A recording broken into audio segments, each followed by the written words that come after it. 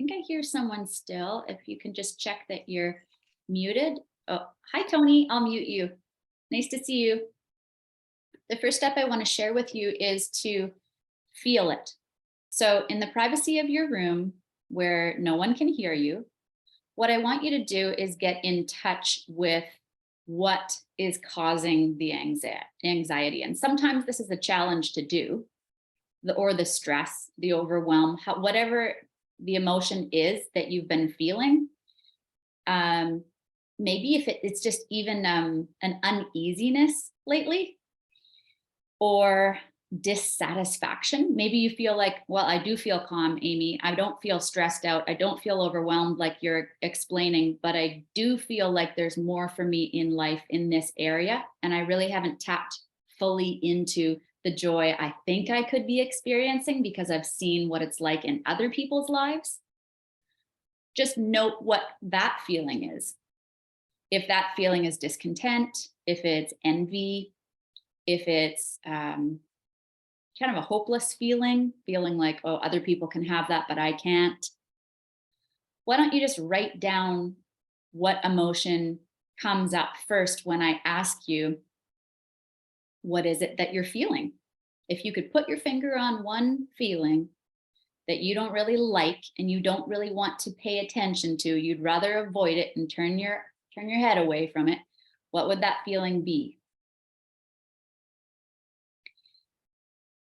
If we don't do this, if we don't take the time and pause, like I'm so excited and thankful that you are all doing for yourselves tonight, then we'll just get busier and continue acting in robotic ways, rushing through life and not being aware of the very thing in front of us that would give us wisdom to be able to overcome and change our lives to make them how we want them.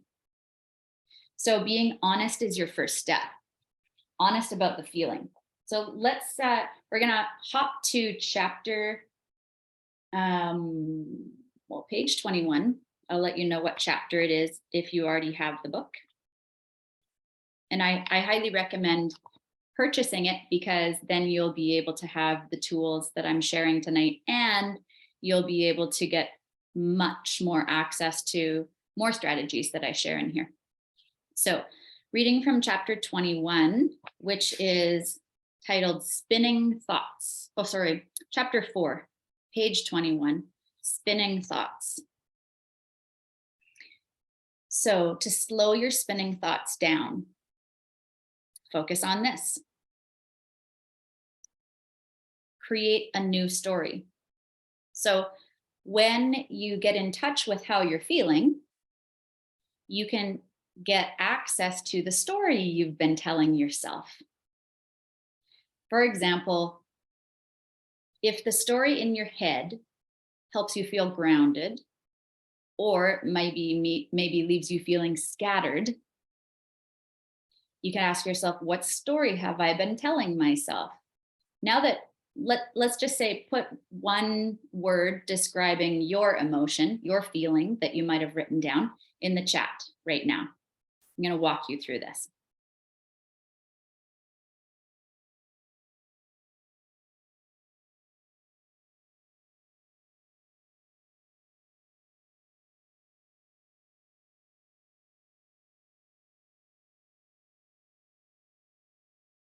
Okay, great. So Paula says stretch thin. Sharon says anxiety. Erin says frustration. Kim says anger. Karen says overwhelmed, uneasy, unsettled, frustrated, overwhelmed. Seems like one that's a number of you are feeling. So then what I'd like you to do is ask yourself, what's the story I've been telling myself about that feeling? Like, it's kind of like the story behind the feeling. Someone that I was coaching today, I used the same process with her to whittle down to the core, the root, which is something I'm really good at, the root of an issue. Once you change the root, you get to change the fruit, and you get to enjoy better results. You find the solution. So for you, What's the story you've been telling yourself? Let me give you an example from the conversation today. She told herself she wanted to be more organized because that's what she felt would make her feel more peaceful and more calm, as if she took the time to organize her home, to organize her garage, to set better boundaries with her children so they could help her. And she thought, well, maybe if I just create better habits that are in alignment with my goal, then I'll be happier and I'll be able to change my environment. Has anyone ever felt like that? Like, all I need to do is somebody tell me the new habit that I need to practice and I'll be good. I see lots of heads nodding. Okay. So that's like trying to build your house on the sand. You have to create the concrete foundation, which is in your belief system, so that the habit actually sticks and is sustainable long term. So we looked at, why do you think you're not getting organized so that you can feel the way you want to feel, peaceful and calm? And after a series of questions, she became aware that if I become organized, I won't have time for myself, time for fun, and time for personal dreams. Let me actually read you exactly what she said. If I'm organized, I can't be me. I won't have time for fun. I won't have time for me, but I'll know where to find things and I'll feel calm. So it's like an either or situation, right? She was telling herself, all of my time will get sucked up in this vacuum of staying organized and I won't have time for me. So that's the story that was in her head. If someone is a little bit aware of one of the pieces of the story in your head right now that's making you feel stressed, like I have to do that, or else blank will happen, or I'll never have the business that I want. What's the story behind the feeling you're experiencing? Is anyone feeling brave and doesn't mind sharing it in the chat? Or you can say it out loud if you want.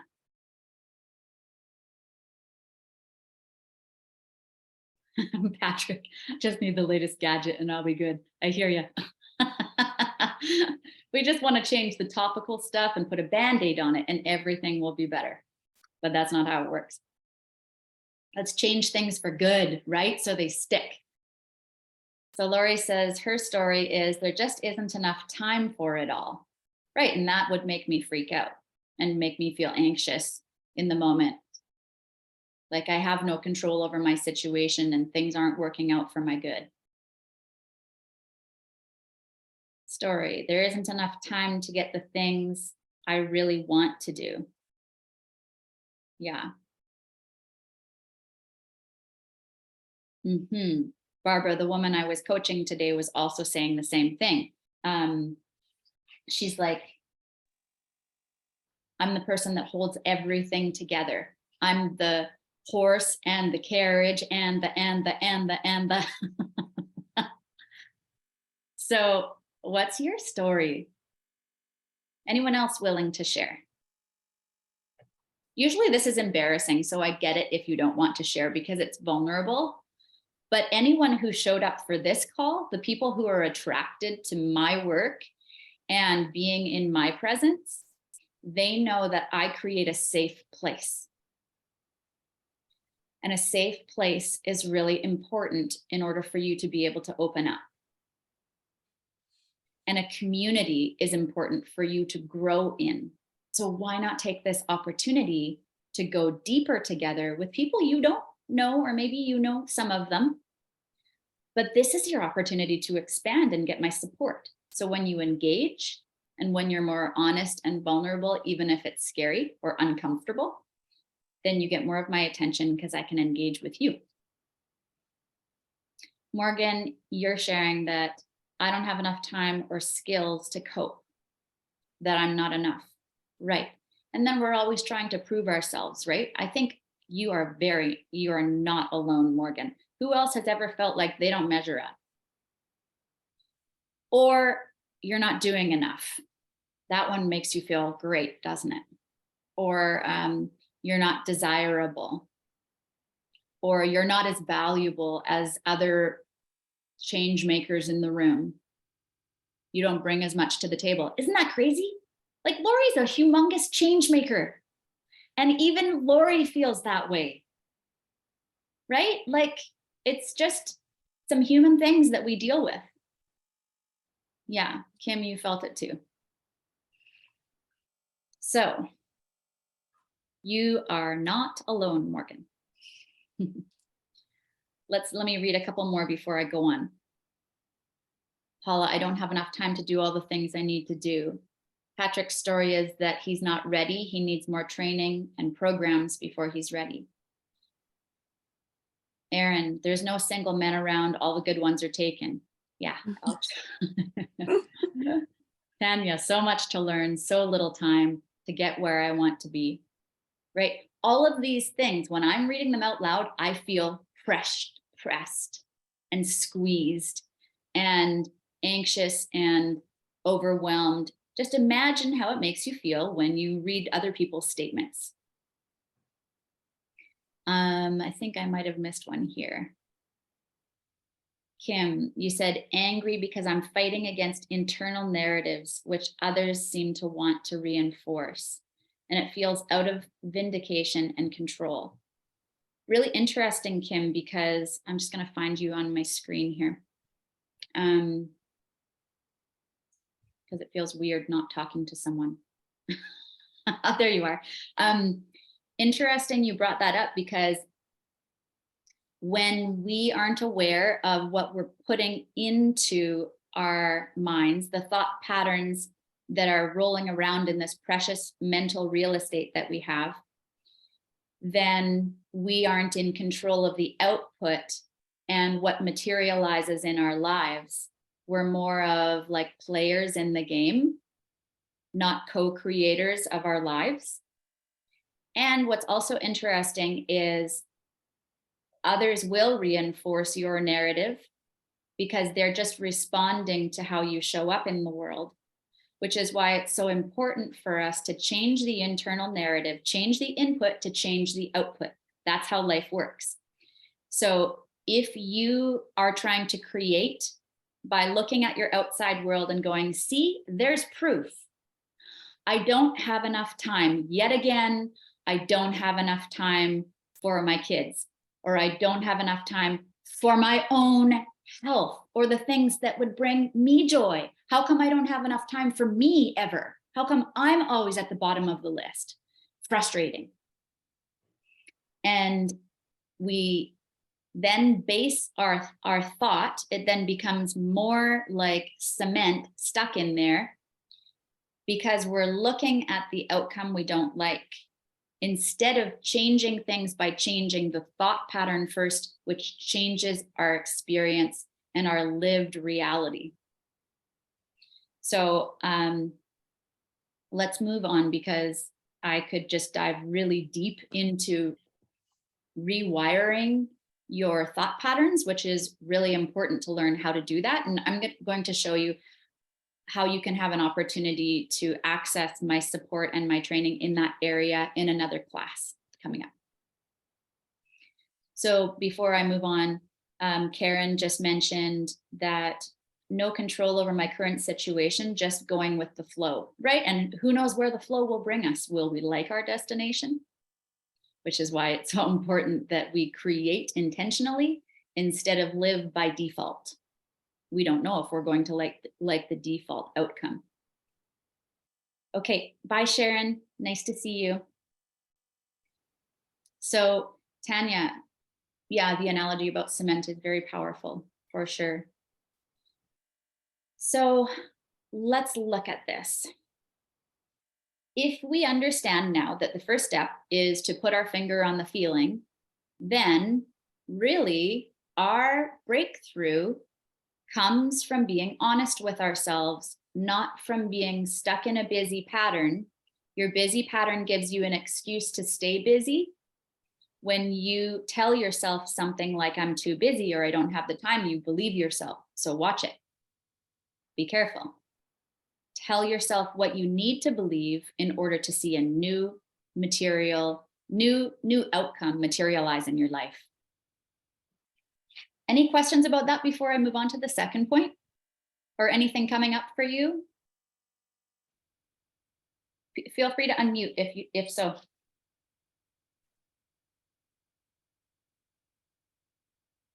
So before we move forward, what I'd like you to do is I'd like you to write down what's the new story that I'm going to tell myself moving forward. And it might not be such a big flip, like I don't have time to, I do have time.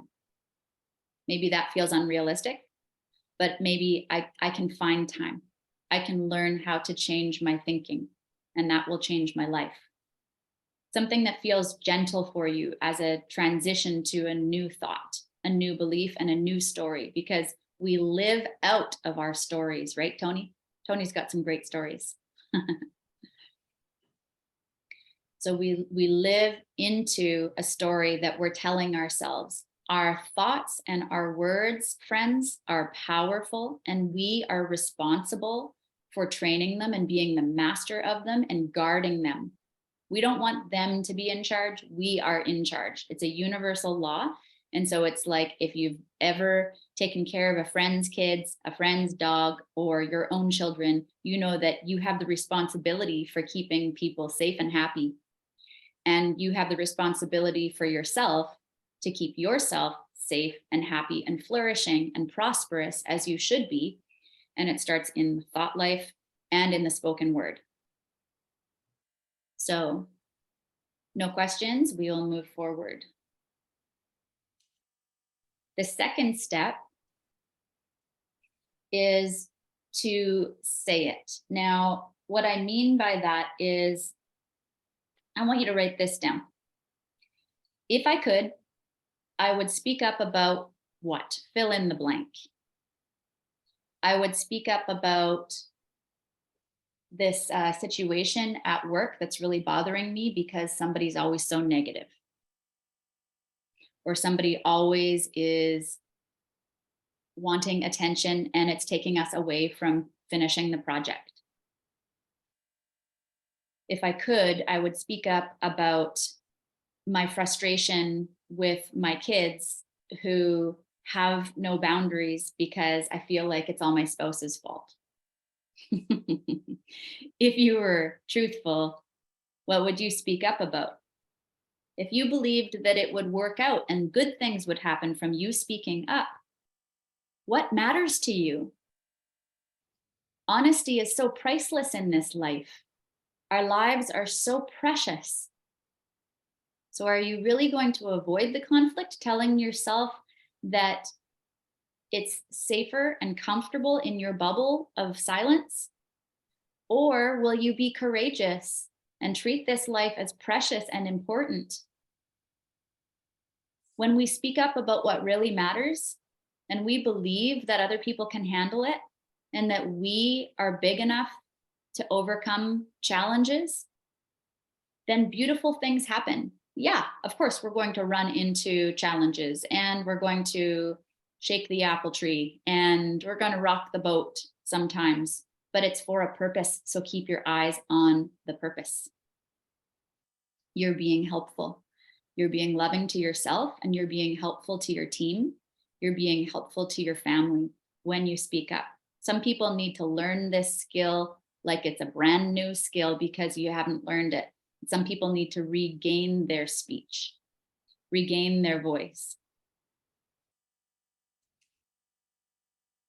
So tell me, if you could speak up about anything, what would you address like tonight or tomorrow? Anyone want to share? Yes, Barbara.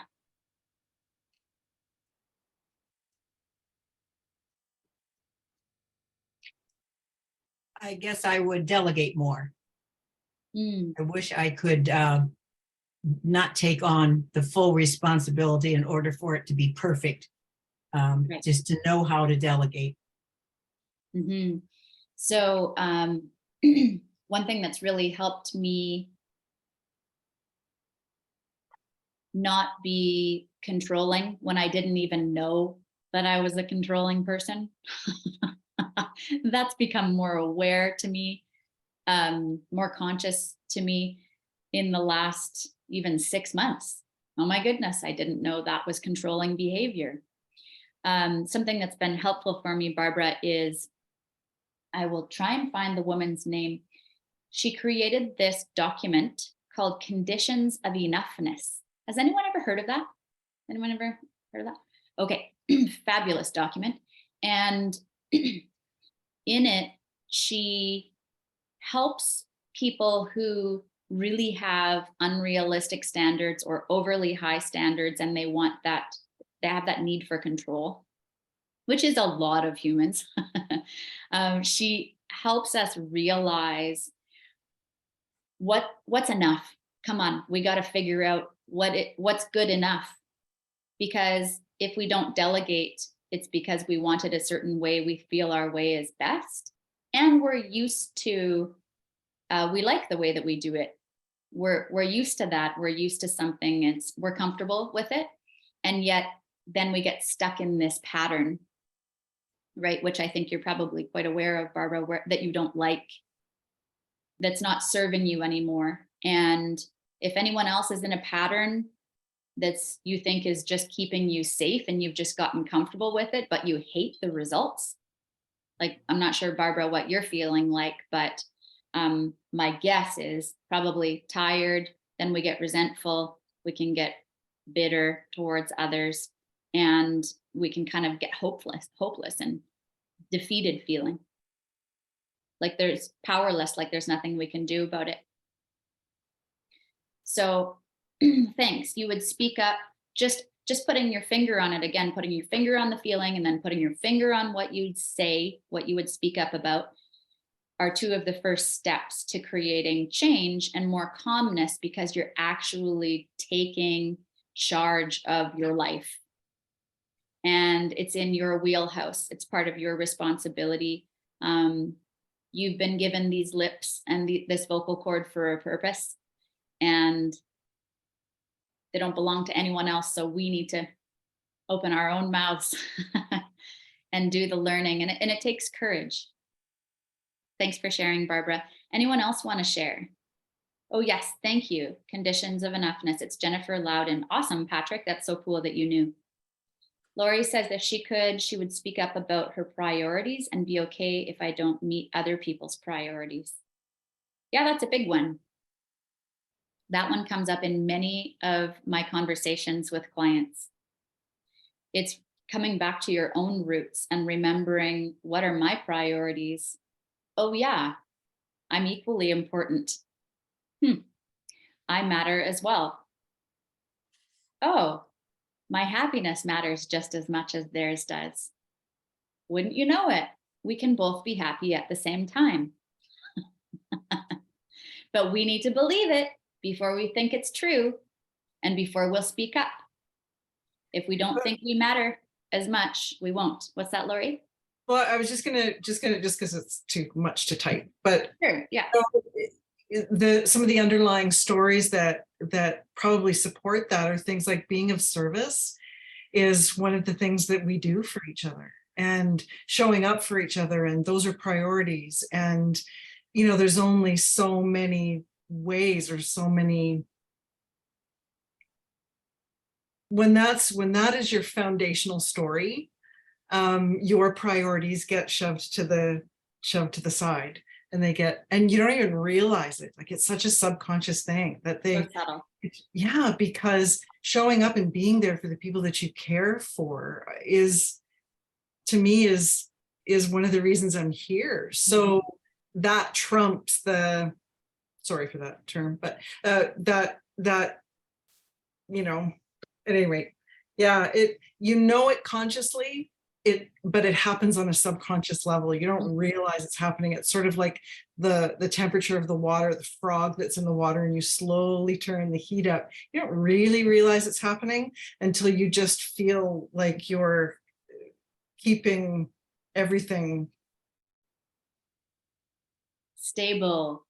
stable, where everyone's needs are being met, and then you finish the day, you go, okay, well, I didn't, I didn't, I didn't do all my stuff.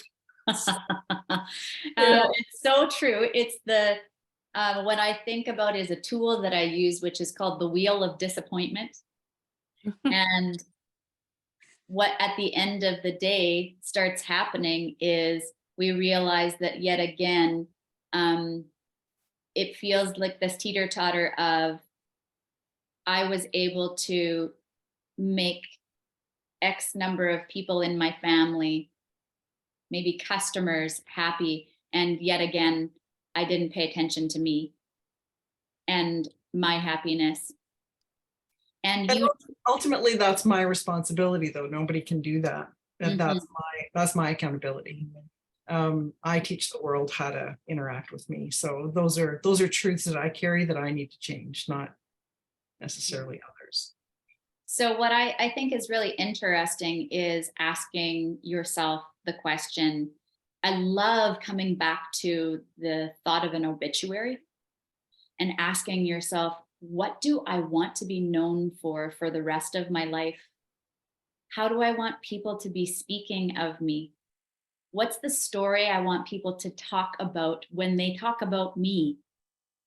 Right? It's like, wow, I know Lori personally, and I know that she has some marvelous kids, adult kids.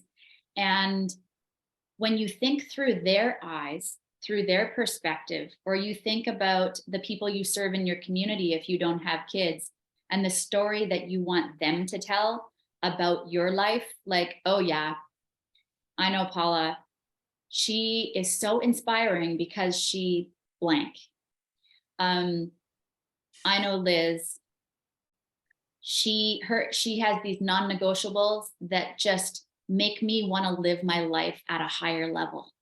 Like she's shown me that this is possible, that I don't have to sacrifice myself, that I can still serve powerfully and make a big difference in other people's lives, and I can still have time for my art. I can still have time for my creative pursuits, right? Like, what's this shining person you want to be, the shining version of yourself, because it's possible. But it's only possible, like Lori was bringing up, if we go back to that first point that I was sharing about tonight and we understand what our barriers are. Because those barriers, I just was going to say, those barriers, dudes, you guys are are subconscious, and unless we have conversations about them, we don't even know we have the blind spots. I have been made aware of blind spots from friends, from coaches and mentors who I've hired, and it is powerful work because you're like, holy crap, that is so tied together. For example, the woman who I was talking about today, right? She had the aversion to becoming organized, which would lead to more peace in her life because she didn't want to be this person who was boring and had no time for herself. That's what she was telling herself was holding her back. And so maybe Lori's story, I'm just going to make one up, Lori, and play with it. Maybe Lori's story is, when it all comes down to it, I want to be a good mom. And what kind of mom wouldn't be there for her kids because she was doing something for herself? I have to give one thing for the other. And so I want to be a good mom. Or, a successful person, someone who is caring and someone who, was committed to doing excellent work. If they took time for themselves and they asked themselves, what would make me happy today? And they actually took 5 minutes to prioritize that in their day, they're being selfish. They're being, who knows, there's so many stories that could be under that belief pattern. Let me read to you next. If you have a question or a thought that's coming up, please pop it in the chat. I'll read it in a second. I'm going to read to you now from chapter 11, page 63. if you have it. It's called Help. I woke up one morning earlier than I wanted to and pondered what the day held. Private coaching sessions, preparing to speak for a group, and too many crucial deadlines to manage while staying sane, I thought. At the time, I was feeling up to my eyeballs with work, with kids, with house chores, wondering when I would ever get to spend time with my husband, probably wondering when I would be able to exercise as well. I started doing the dishes with resentment. Again, the kids had left them undone, I thought. My husband walked downstairs and could tell I wasn't my cheerful self. Could it be possible that he saw a cloud of hot, smoky frustration rising from my head? Visions of what to make for dinner danced through my mind while I did my best to be nice to the groggy kids emerging from their beds. Frustrated and getting angry every minute that help wasn't offered, all I wanted to do was let them have it. Wisely, I decided to wait patiently until they read my mind. Weird, but it didn't work. So I snapped at my kids, gave my husband 2 fleeting seconds of laser beam eye contact before he left for work. Powerful tactic. Why couldn't I just ask for help? Barbara, don't know if this is hitting home for you right now. Why did I have such a hard time receiving support? So that's chapter 11, Help, page 63.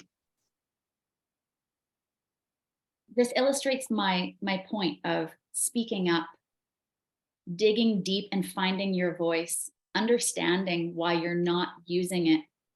Because if we don't, we can become resentful. Anyone ever been there? It's like, come on, you know me well enough by now. Like, just read my mind. Why should I have to just map it out? This is what I'd like. Lots of nodding. Awesome, you can relate. I figured you could. So if I could, I would speak up about, you filled in that blank. Many of you have shared. Come from this place, a reminder to come from this place of I matter too. My happiness matters too. And there's always a way for me to be happy and for others to be happy. And a mantra that's been helpful for me is that I'm not responsible for everyone else's happiness. I can't even ensure that everyone else will be happy. And so when I try to, it's a lot of pressure that none of you needs. So let me just read some of these questions or thoughts in the chat before I move to another chapter and give you your third point. Tanya, you say, how desperately I want to get away from my job at a dying newspaper, which is my main source of income right now. Yes, I hear you. And I'm open to having another conversation about that, and we can talk about strategy. Patrick, I would speak up about the lack of support for people leaders in the workplace. And Patrick, good for you, because you already are. I have seen you. I have seen your posts. But I think you want to speak up in a bigger way and have more of an amplified voice so you can make more of an impact.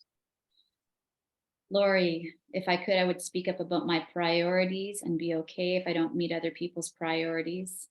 And Tanya, she's realizing in this session that bad negative teaching she heard 30 years ago is still influencing the story she tells herself.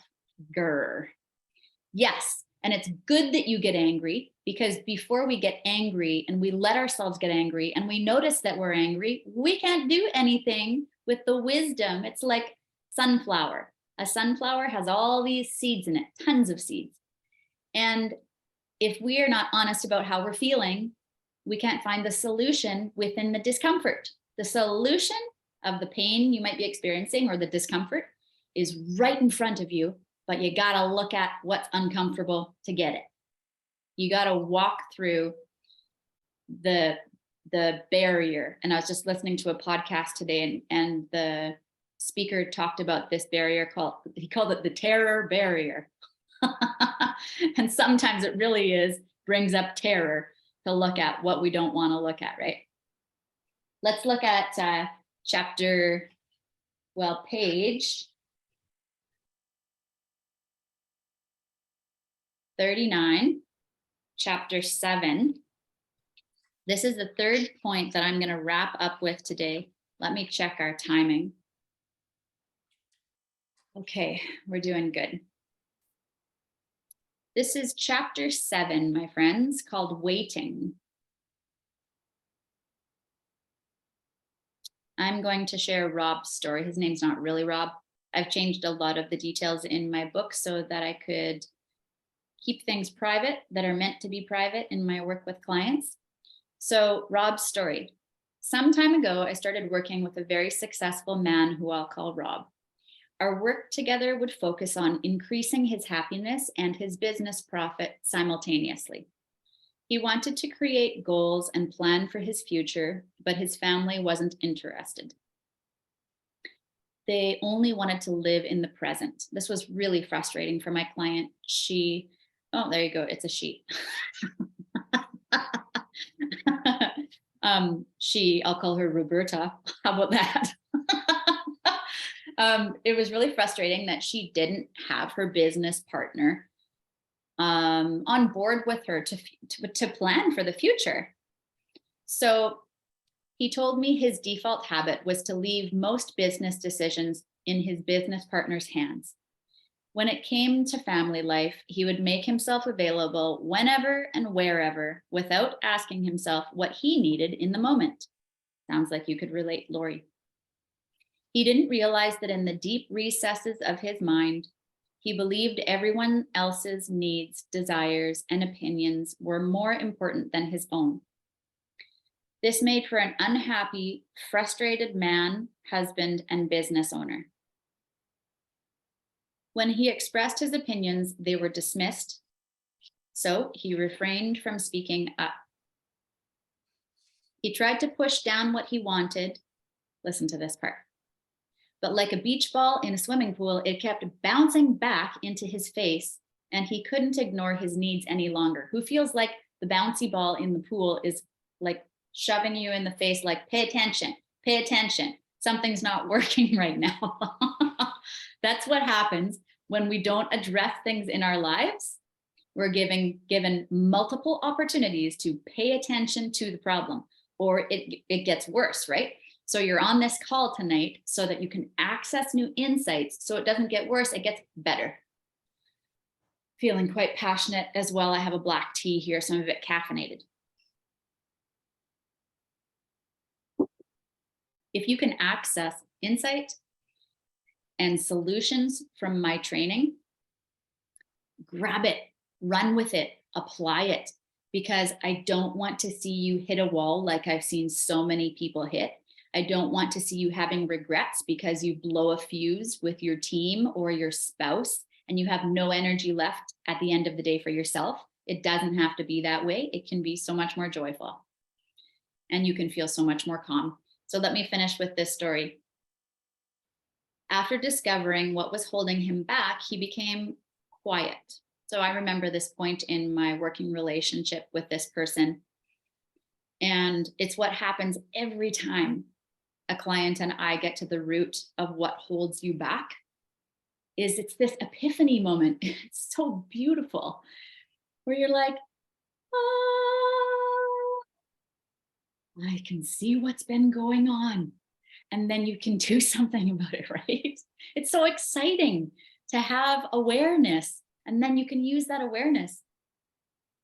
He hadn't realized his patience with family members was hurting him. Your patience with people and with situations that you are not happy with will hurt you, and it will even hurt others by not dealing with it. Patience is not always kind. So anger bubbled up when he realized he'd given over so much control of his life to others. And usually knowingly, but sometimes he didn't know. He was doing it. He thought his comfort zone would make him happy when it was actually just a place to hide. Ouch. Ouch, but true.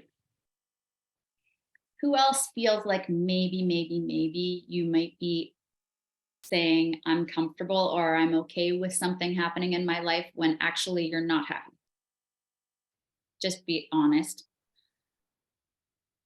So thank you for being so honest. I really appreciate it. It's humbling, right? But hey, when we're our most humble, we can be our most open and we have access to creative solutions. And we can actually change, especially in a community environment like this. A ray of truth broke through and illuminated his face when he realized it's okay for me to be happy, even if it makes some people uncomfortable. The thought made him feel nervous and full of hope all at the same time. I remember a couple months ago, or within the last year, I was in my kitchen and I was thinking, maybe it's better that I don't show up on social media or in your inbox if you're on in my email community or in person at gatherings as my joyful self. Maybe I should dampen that aspect of my personality right now because there's just so much pain going on. So much like war and family trouble and personal health issues.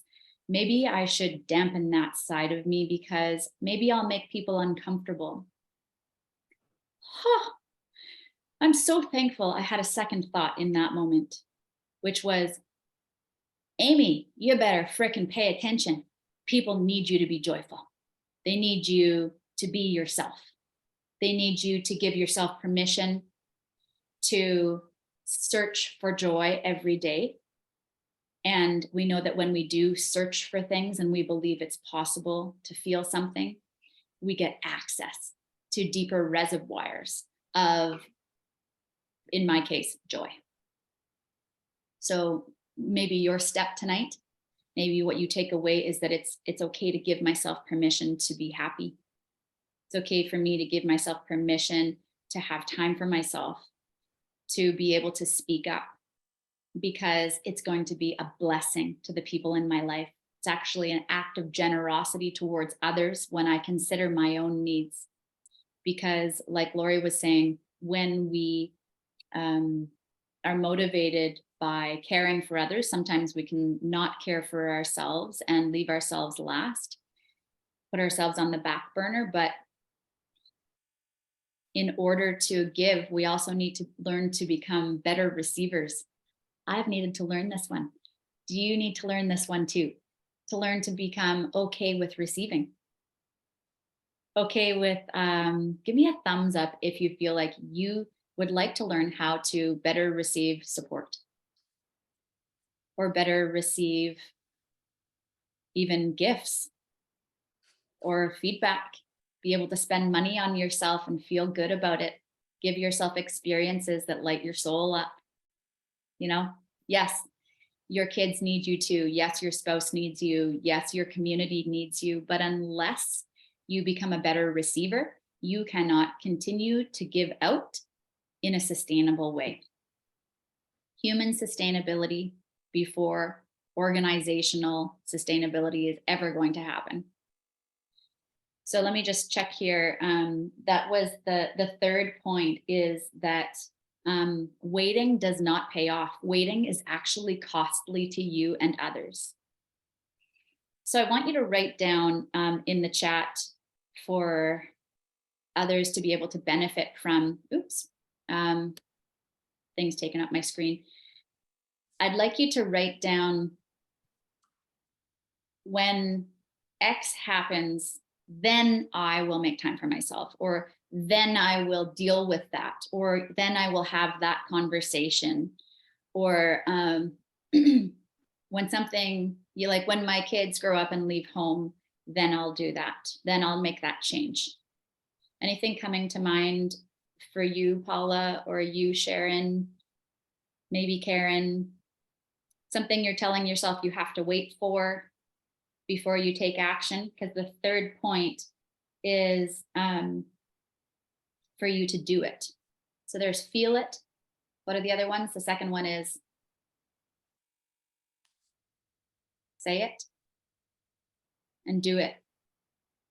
Anyone want to share out loud what you think you might be telling yourself you have to wait for?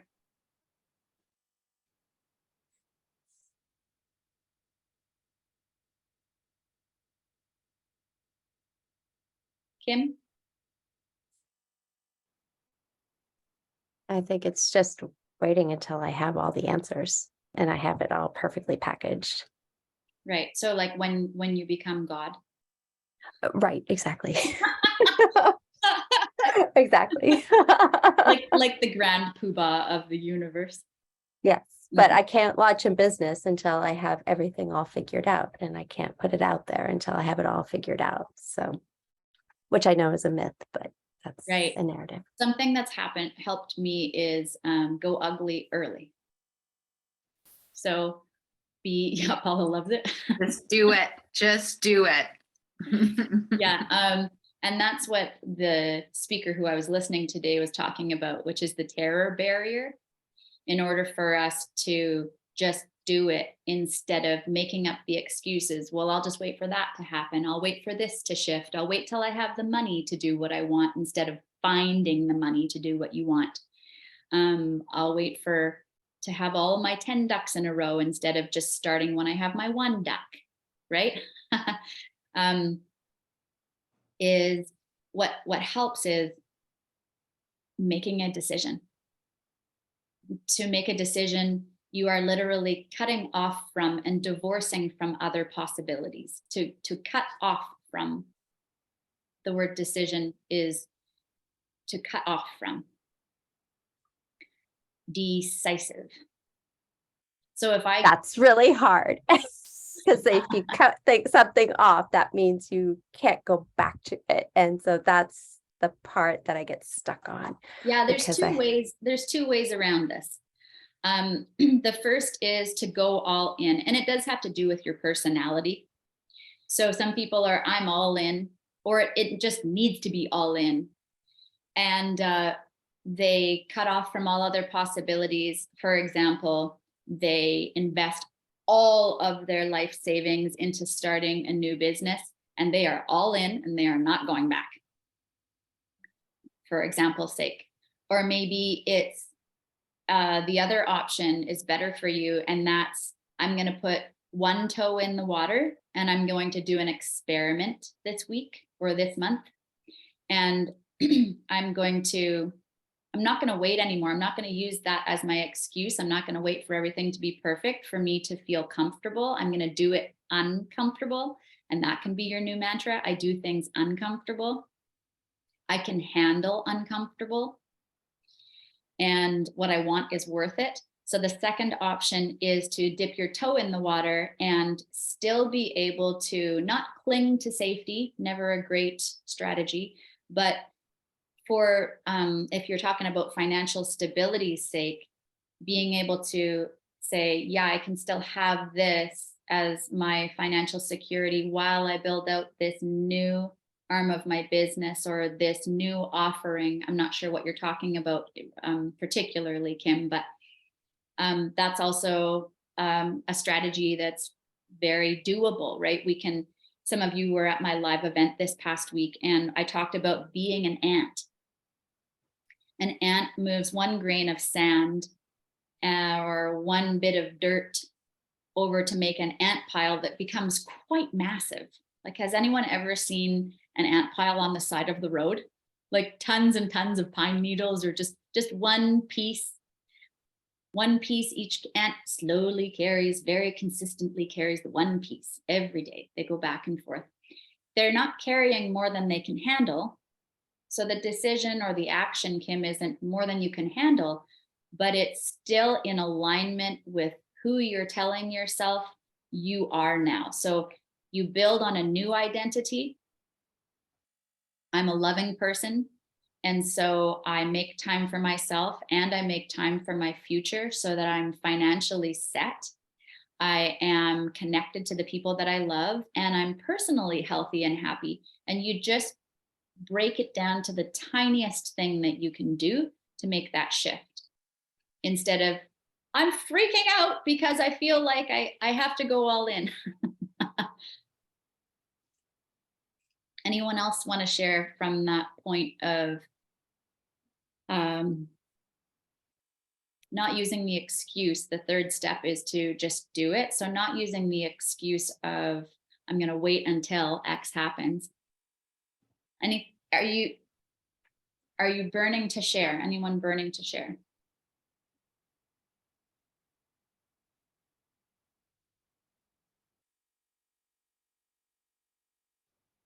Or maybe you've already shared and I haven't read your response. Yeah, I think there are a couple of comments that are similar. I know someone else I said something similar to what I did, that when all the things are on the to-do list, they said, I can make art. And what I said is, when all the things are on the to-do list, then I'll go for a walk. It's almost like those things need to be earned, which is crazy making. So true. So somebody else who I was coaching today said, oh, this is so heartbreaking for me when I hear people talk about, it's just, when you think about it, it's just a little thing, giving yourself permission to go out in nature and go have a walk. Seems just like just a little thing, but it's the exact same thing that she said. She said she hadn't been outside to take a walk and give herself permission to be in nature for a couple months. And some of you can maybe relate to that. It's like, I haven't given myself permission to pursue my creative hobby because I'm telling myself that will have to wait until this is done. And part of you is dying inside. Part of you is shriveling because that's a part of who you are. And so this needs to be dealt with. This is like serious business we're talking about right now. And what I've found is, in my own life, I had one experience this past summer where I have a home office. So I have clients in person, I have clients on Zoom. And so I can create, as a business owner, I create the schedule that I want for my life. And I used to be embarrassed about that. People would say, how's business? And I'd say, oh, it's flourishing, it's doing great. And in the back of my mind, I'd say, they don't know I only work 3 days a week. What would they think? And there's me trying to live up to someone else's expectation or fulfill someone else's definition of a successful life. You know, you've got it made when you're working 5 hours or 5 days or 6 days a week and 80 hours a week, and people just think you're the bomb. So important, right? So valuable to society. But I want to get back to my story. I was noticing that I was getting a sore back working at my desk. And I thought, I need to get up and I need to get active and I need to go for a swim. And I thought, Amy, that is so backwards. You need to be productive and you need to focus on your work to accomplish the things you have on your list today so that you can feel good about yourself. Talk about getting mixed up in my mind, right? I thought, no, I'm going to be able to get everything done. Very, very helpful thought. I'll have time for everything, myself included, that's important for me today. Great mental switch. You can take it. So I decided I was going to give myself permission to go for this swim. And out in the water, while I was feeling refreshed, while my body had the freedom to move around, because our spirit, our soul, our mind, and our body is all connected. We are not separate, though we might think so. I'm out there swimming, and I completely got the download and the idea and the solution that I needed back there in the office that I wouldn't have gotten if I tried to push through it. How many of you are pusher-throughers? Yeah, let's ignore that pain in my body while I put a smile on my face. Can't pull that off for too long. So the beautiful thing is magic happens when you listen to your needs.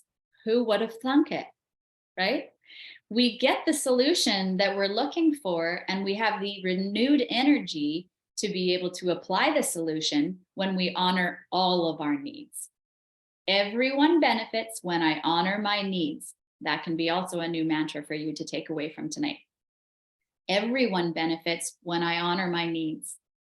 The most generous thing I can do for others is make sure that I take care of my happiness too.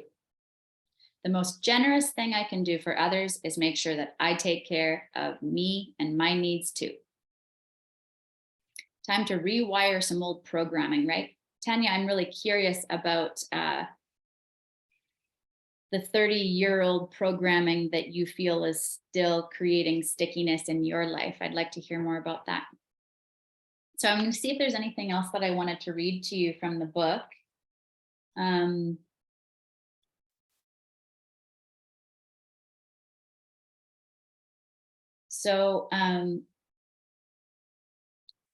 If you wait for X to happen and use that as your excuse instead of just doing it and believing that you can handle whatever happens, even when crummy things happen or when challenges happen, believing that you can move through that and that you'll be okay. It's important to remember that when you make excuses instead of just take action, you're allowing energy to drain from your life, and you're giving away your power and stripping yourself of the ability to feel the way you want to feel, which is excited about life, hopeful and expectant, believing that more abundance of all good things is going to flow into your life as a result of you taking action. So as I wrap up, I want to remind you that change can happen quickly. That is an exciting belief that I hold dear to my heart, that I've seen proof of in my life and in my clients' lives. I love rapid growth. And I'm not talking about quick fixes. I'm just talking about getting exclusive, laser focused help to be able to move your dreams forward, to be able to move the results you want forward and find solutions quickly. That is possible. And if you hold that belief, it's even more possible for you that change can happen quickly for me. And good things surprise me on a daily basis. Wow, I'm just overloading you with helpful mantras tonight. So I'd like to open up the call and feel free to unmute yourself. I'd like to get your feedback before I share with you what I have to offer you to move forward with in December, and then in January, if you'd like my support in your life, I'm happy to share what you can move forward with as a community.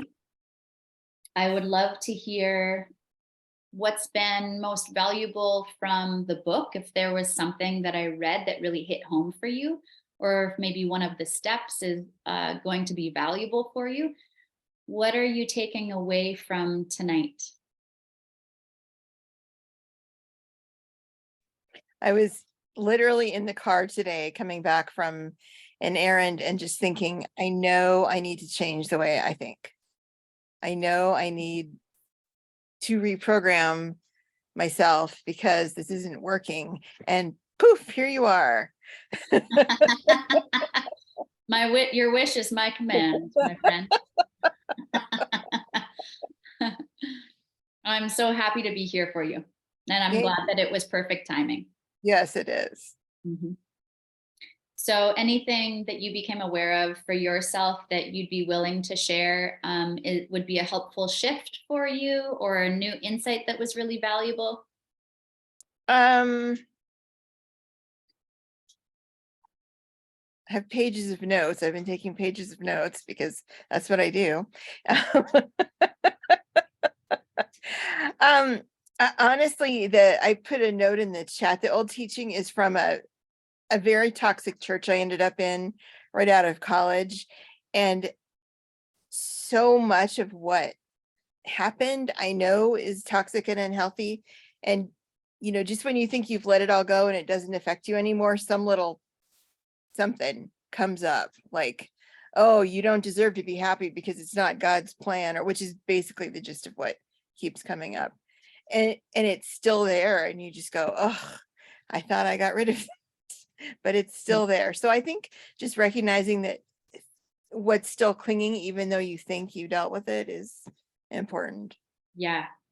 And it's sad, right? Like, I'm a very spiritual person, but humans make mistakes and don't always represent God well at all, Mhm. So it's separating the human from who God really is, Mhm. which is love. Mhm. Mhm. So thanks so much for sharing, Tanya. Anyone Sure. else want to share? Feel free to unmute. Insight from the book, value. Yes, Patrick. So kind of paraphrasing what you had summed up earlier, in the book you referenced kind of slowing down to speed up, and the whole notion of having to do and get everything done, and you got to tick mark off the to-do list, everything like that, like we've been programmed to. But the real insights come when we're enjoying a nice sauna, or we're in the pool, or like in the ocean or something like that. That's when we really get the true insights. That would really hit home for me. I'm so glad. It's great to hear your feedback. And Patrick and I have been talking over the last maybe couple months. Hey. Yeah, a couple of months. Mhm. So great to see your face live. It's a treat. Thanks for Yeah, being it's nice not to be working today. Yay. here. Yeah, Thanks for having me. great. That's so great. So it's Thanksgiving weekend for you, right? Is it? Just ended Yeah, last weekend was Thanksgiving. right, okay. Amy, I'm grateful for the reminder to listen to the stories, because I think we right, I'll speak personally. I think even though I know this stuff inside and out, I mistake those stories for what and call them reality.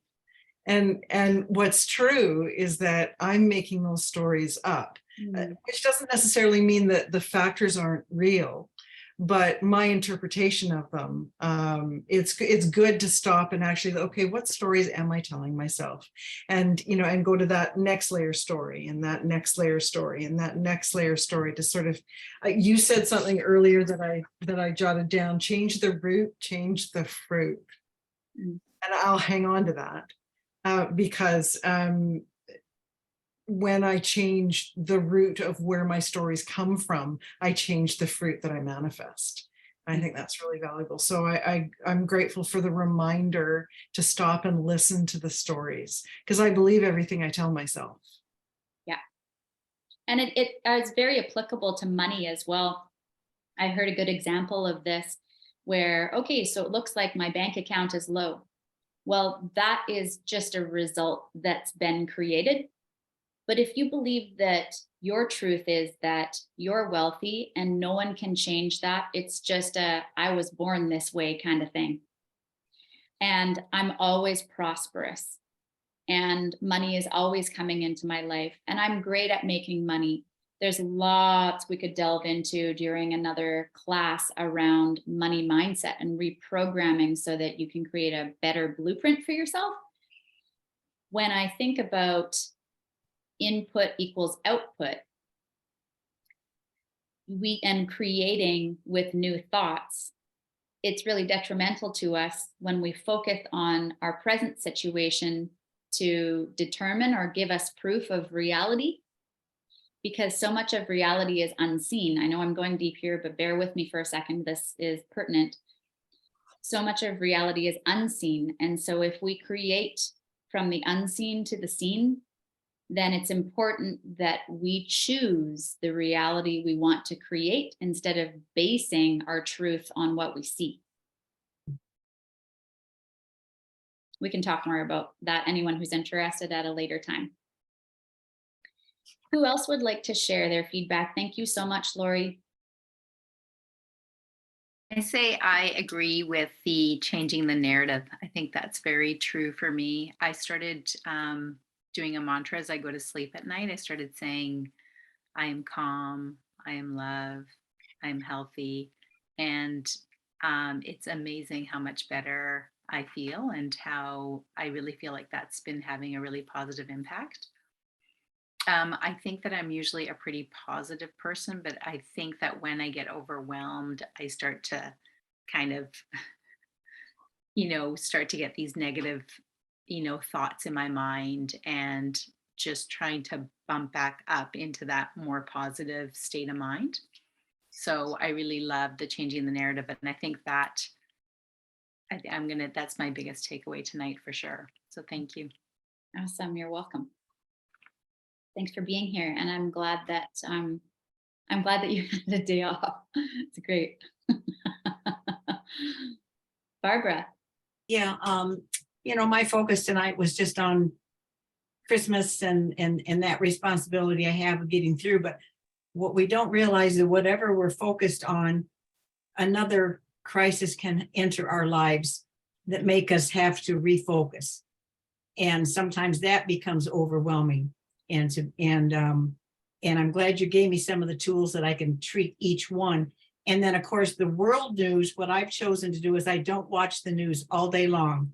I take 1 hour news and I watch it at night, not just before I go to bed, but in the evening after I sit down, and that I have a clear mind. And then I know, and I've taught myself, which is really good, to understand, to let go of what I can't change in the world. Mm-hmm. But to be aware of what's happening. So that's helped me a lot. Mm-hmm. Really great points. And I really value you being here, and I value you sharing. So thanks so much, Barbara. You're welcome. Anyone else who hasn't had an opportunity to share tonight? Karen, Aaron, Linda, Amanda, Liz, does anyone, I'm not calling you out, no obligation, but does anyone want to share a takeaway from the book or from one of my key points?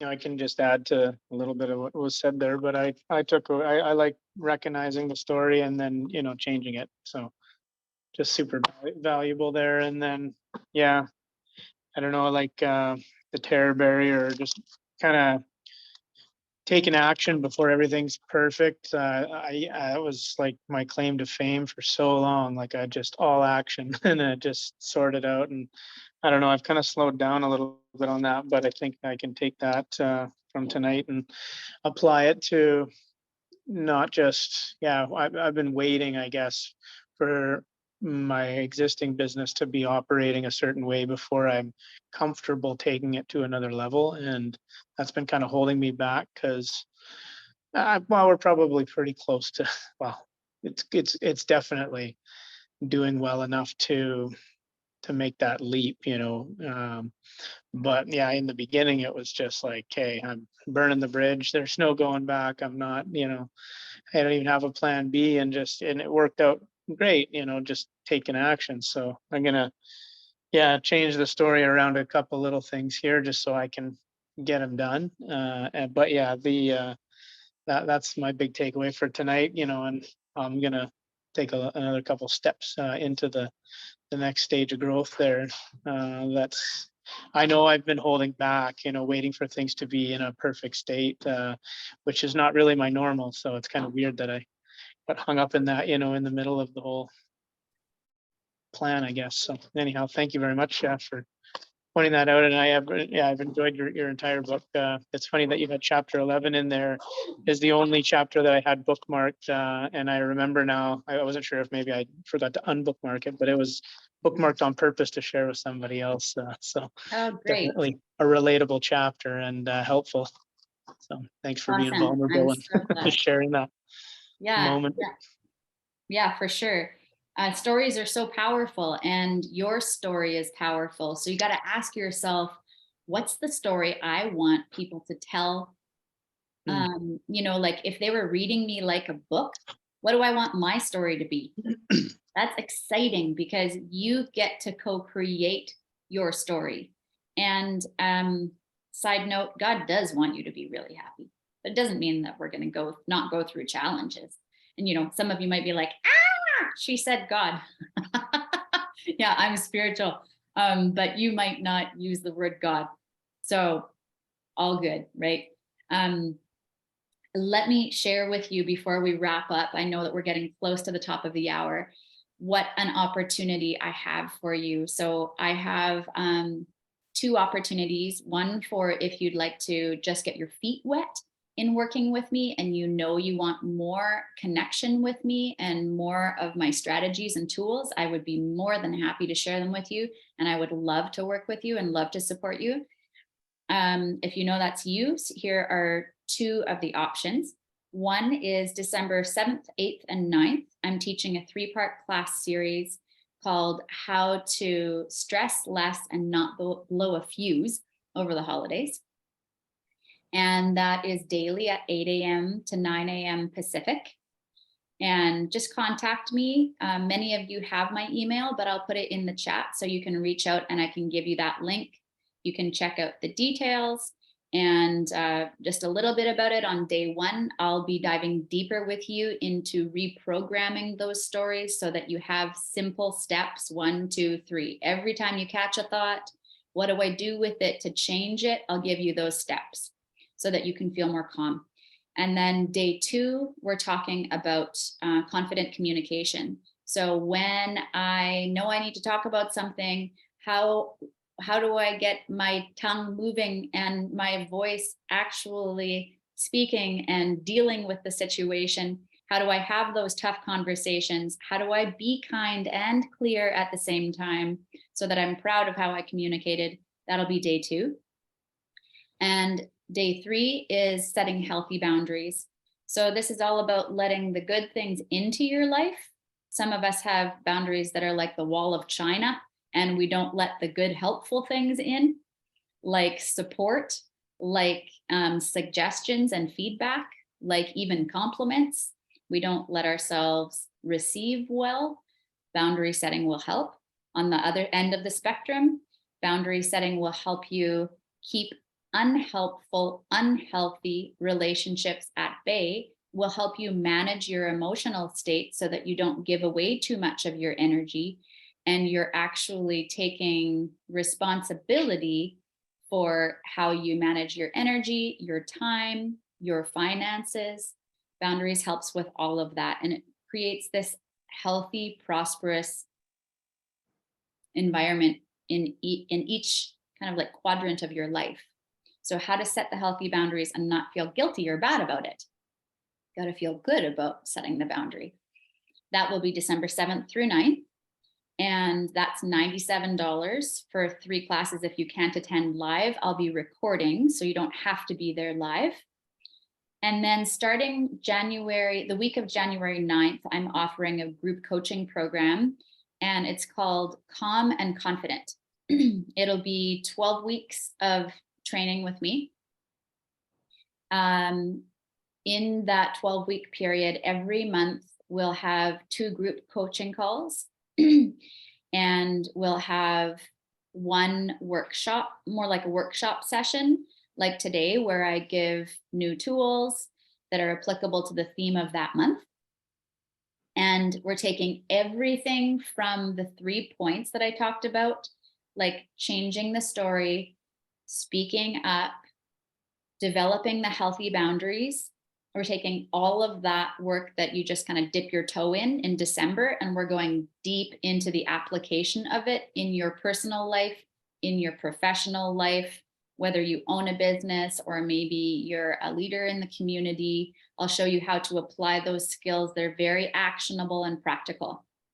So if you want to get started in that program, I'm currently opening it for 12 people. And there's like a pay in full option, and there's a monthly payment option. And we can talk about both of those on a private call if you want. Very reasonable compared to what I usually offer group coaching for. So if you pay in full, it's $1,500. And if you pay monthly, it's $700. And you can add on a private coaching session or weekly coaching sessions with me to that group work. So I'm really excited to start because I know that this is a really important and helpful and needed topic right now. And it will equip you with the skills in order to feel confident at work and in your personal relationships. So if you'd like to book time with me, I'm happy to speak to each of you that have showed up tonight.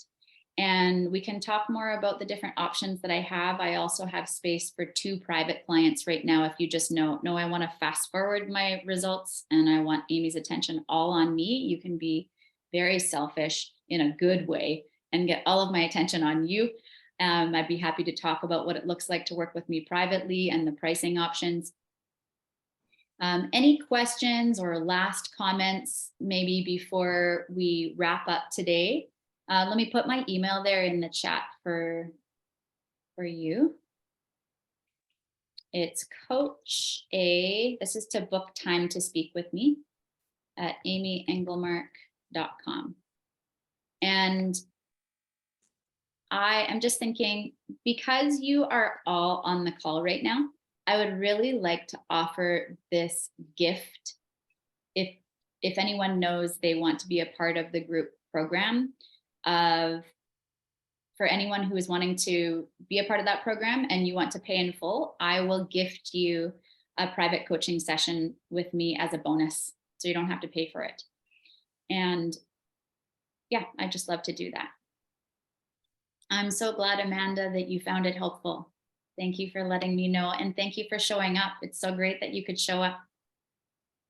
Awesome that you took time for yourself. So any questions about maybe, and by the way, I wanted to say, if anything that I taught tonight rubbed you the wrong way or you disagreed with it, you're allowed to feel any way you want to feel. You're allowed to disagree with me. And a lot of my teaching can ruffle feathers. And I'm not claiming to know everything. I'm just teaching from my heart, from my personal experience, because I want to share, and many of my suggestions and strategies are science-based. They are proven to work, but personal story is powerful. And I don't want you to feel how I've felt, how overwhelmed I've felt, and how unbalanced I've felt, not having time for myself sometimes, and feeling financially stretched thin. If I can share my story with you and it can help, then why not access the support, right? My dog needs out to speed up your learning process. So the offer is there for you. I would love to see you in that program or in the 3-day training in December. I'm opening it up. I'm going to turn off the recording now.